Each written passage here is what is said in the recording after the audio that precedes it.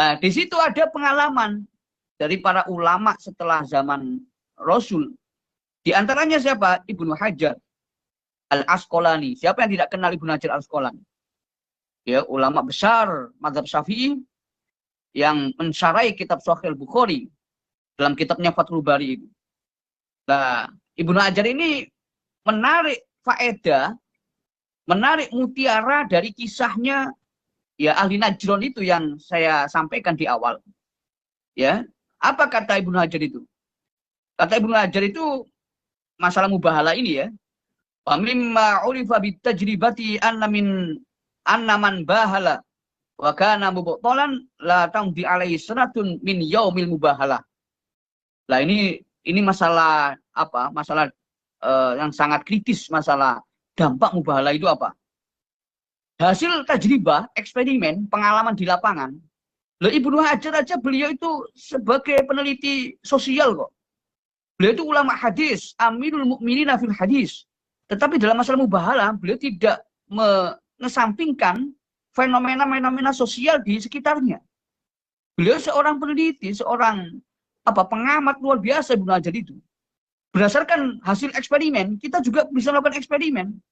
Berapa orang nanti yang melakukan mubahalah, kemudian setelah itu meninggal. Ya, setelah itu meninggal. Nah, katanya Ibnu Hajar itu, ketika hasil eksperimennya apa?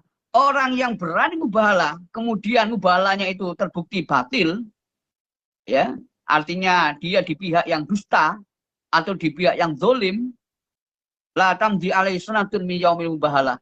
Usianya itu apa? Tidak sampai genap setahun. Setelah mubahalah berapa bulan meninggal. Pokoknya nggak sampai genap setahun. Kalau tesis dibalas dengan sumpah, lalu bagaimana dengan ilmu pengetahuan?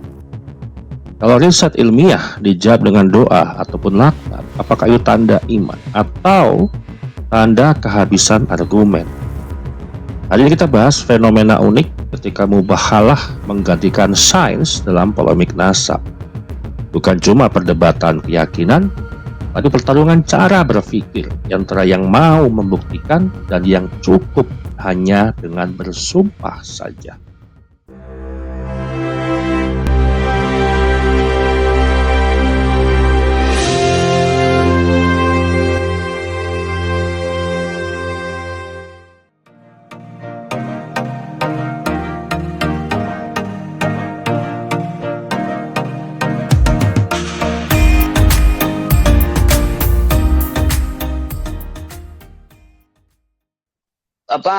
Mencoba supaya ada kajian ya pertama-tama tingkat UIN lah gitu ya, jadi supaya Indonesia ini lebih cerah gitu ya, masa masih hegemoni Ba'alawi terus kita ini ya itu Pak Dr. Sugeng.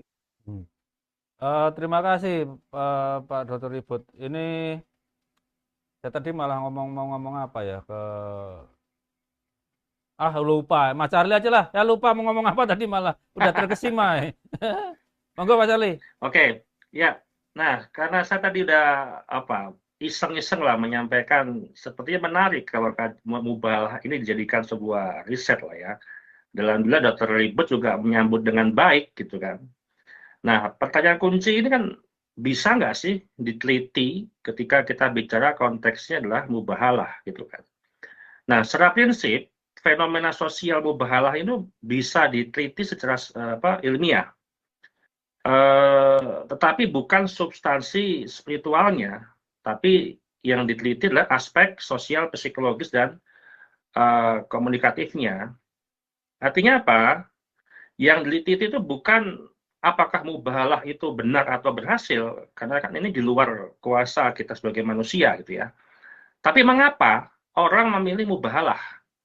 Kemudian bagaimana persepsinya yang akan terbentuk setelah itu? Dan kemudian apa dampaknya terhadap masyarakat?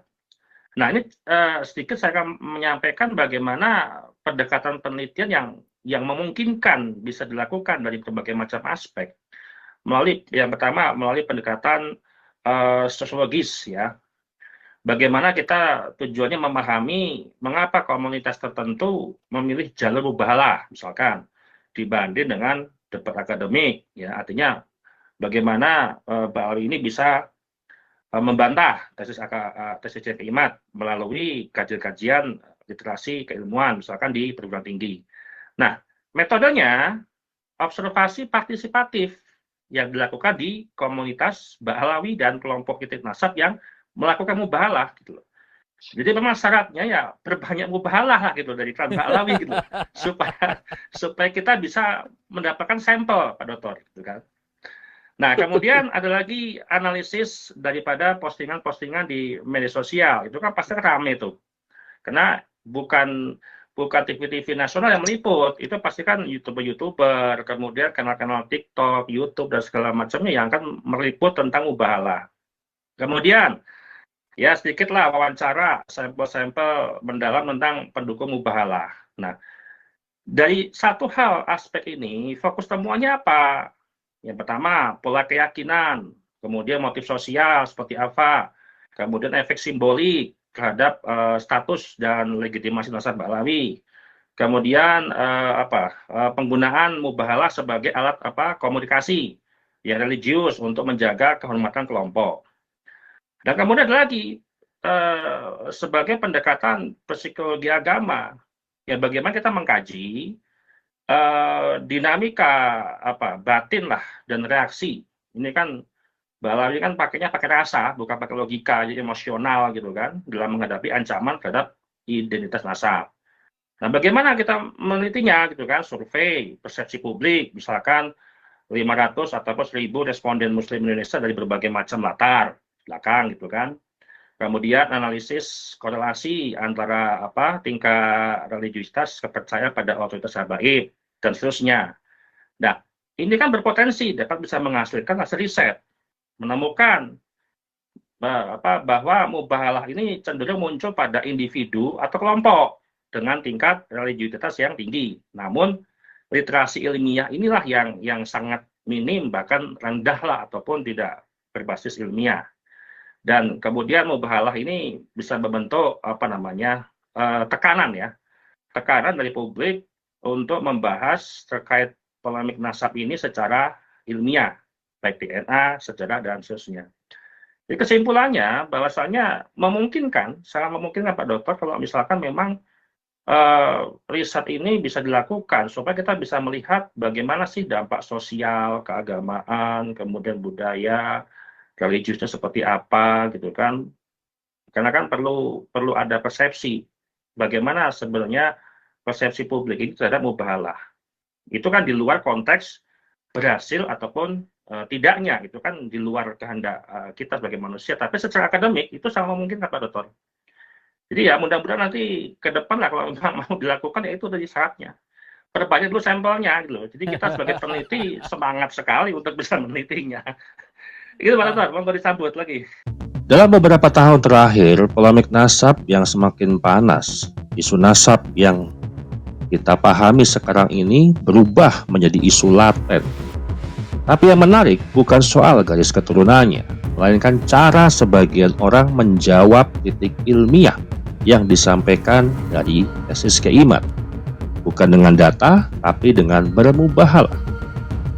Padahal tesis Imat sudah menyajikan bukti-bukti historis, genealogi, hingga analisis antropologis yang sangat sistematis. Mestinya kalau memang berbeda pendapat, cukup dijawab dengan riset tandingan, bukan tantangan tentang sumpah laknat. Karena kalau setiap perbedaan akademik dijawab dengan mubahalah, maka ruang ilmu akan berubah jadi gelanggang mistik. Ya teman-teman, jadi di sini saya mempromosikan agar kontribusi ilmiah dari klan Mbak Alawi dan Muhibinnya sering-sering bermubahalah. Jadi ada data statistik yang diolah oleh Mas Arli gitu, bisa jadi disertasi kayaknya. Dan itu membuktikan kekuasaan Allah gitu. Kalau main-main dengan mubahalah, yo kayak ngundang malaikat Israel itu. Nah ini saya rasa udah cukup panjang. Hampir 2 jam ini. Udah hampir 2 jam. Saya rasa closing statementnya cukup dari Mas Dr. Ribut aja ya.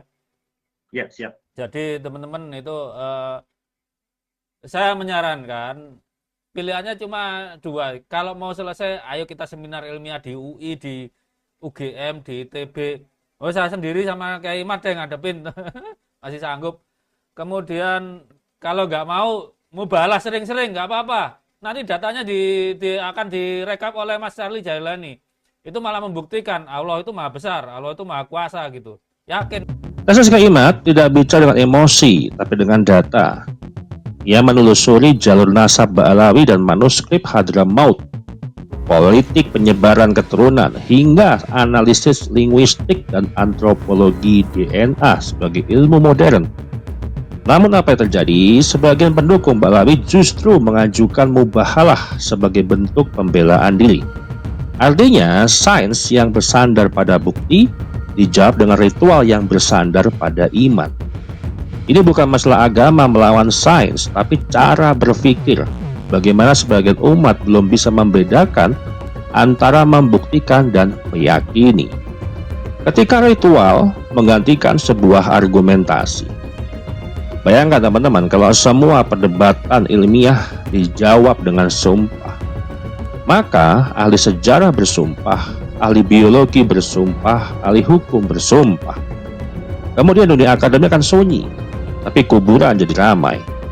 Nah, sumpah bukan alat verifikasi ilmu, tapi ekspresi emosi.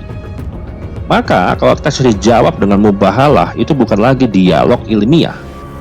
Itu sudah berubah jadi benteng psikologis untuk menolak ketidaknyamanan data. Artinya apa? Menolak kebenaran. Sebab bagi sebagian orang, kehilangan keyakinan sosial terasa lebih menakutkan daripada kehilangan kebenaran ilmiah. Ini masalah mubahalah. Jadi nanti kalau sampai pelakunya bertambah, ditambah lagi viral, aku yakin MUI, Menteri Agama akan mengambil sikap itu. Karena masalah mubahalah ini bukan masalah kecil, tapi masalah besar. Ya, masalah serius dalam Islam. Akan sangat wajar jika nanti ada sikap daripada MUI, Kemenak, termasuk juga PBNU. Yang pada akhirnya dengan terpaksa karena mubahalah itu punya dampak luas, akhirnya masalah nasab ini dikaji secara ilmiah dan hati yang terbuka. Hati yang terbuka. Ya, tentunya disclaimer-nya, ya, Ba'alawi soal etnis. Kita nggak sama sekali tidak merendahkan etnis. Tetapi untuk masalah kebenaran, kita kaji bersama-sama dengan perspektif sudut pandang yang sama. Insya Allah hasilnya bisa dirujuk oleh generasi yang akan datang. Ya, itu closing dari saya. Sains tidak menolak doa, tapi doa juga jangan menolak sains. Karena keduanya sama-sama mencari kebenaran. Hanya saja lewat jalur yang berbeda. Sekian dari saya. Terima kasih.